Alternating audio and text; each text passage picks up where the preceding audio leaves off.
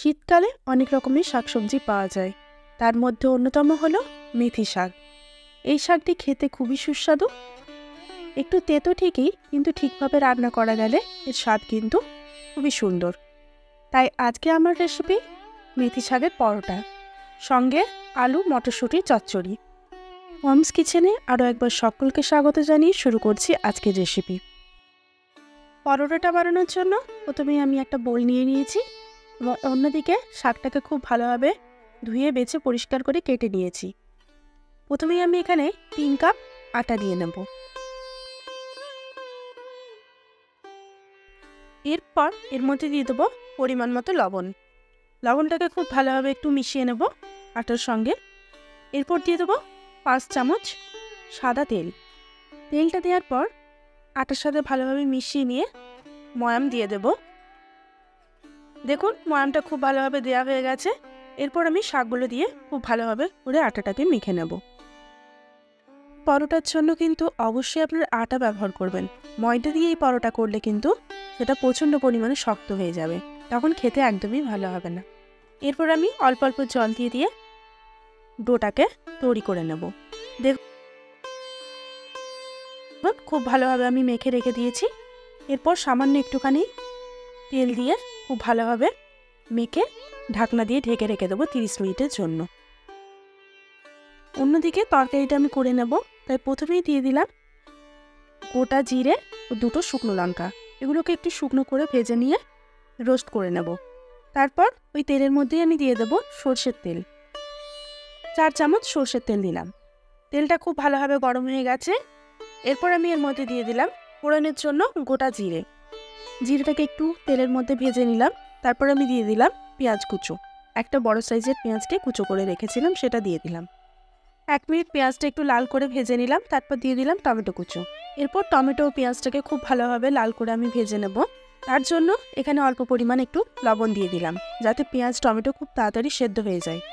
তার জন্য একটা ঢাকাও আমি দিয়ে দিলাম। কিছুক্ষণ পর ঢাকনা খুলে দেখুন পেঁয়াজ আর টমেটো খুব ভালোভাবে আমার সেদ্ধ হয়ে গেছে। এরপর আমি গুঁড়ো মশলাগুলো সব দিয়ে দেবো।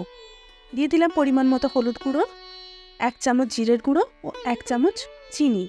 এরপর মশলাটাকে খুব ভালোভাবে কষিয়ে নেব। জন্য সামান্য একটু পরিমাণ জল দিয়ে দিলাম, যাতে না মশলাটা পুড়ে যায়। মশলাটা খুব ভালোভাবে কষিয়ে নেব। তারপর অন্যদিকে সেদ্ধ করা মটর এবং আলু ছিল, সেটা আমি দিয়ে দিলাম। আলুর চচ্চড়ির জন্য এরকম আলুটা একটু বেশ ঘাটা ঘাটা হবে, তবেই কিন্তু টেস্টটা খুব ভালো হয়।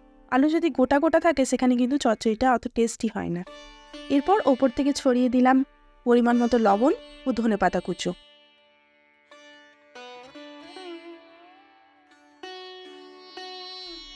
খুব ভালোভাবে কষিয়ে নিলাম। এরপর ওপর থেকে সামান্য একটু গরম জল দিয়ে রেখে দিলাম 5 মিনিটের জন্য ঢাকনা দিয়ে।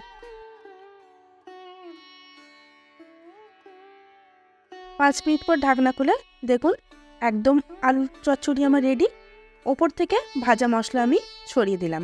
এই ভাজা মশলাটা অবশ্যই আপনাদের পরিমাণ মতোই দেবেন। আমি এখানে 3 চামচ দিয়ে দিলাম। এরপর খুব ভালোভাবে তরকারির সঙ্গে মিশিয়ে নিয়ে ঢাকা দিয়ে রেখে দেবো। চলুন এবার পরোটাগুলো তৈরি করে নেওয়া যাক। তার জন্য ডোটাকে আবারও একটু ভালোভাবে আমি মেখে নিচ্ছি। তারপর ছোট ছোট করে লেচি কেটে নেব। আপনারা দেখেই বুঝতে পারছেন খুবই নরম করেই আমি আটাটা মেখে রেখেছিলাম।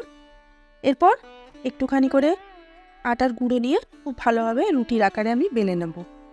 অনেকেই মেথি শাক পছন্দ করেন না, তারা এভাবে পরোটা করে খাবেন, দেখবেন পরোটার কিন্তু টেস্টটা সত্যি অন্যরকম হয়।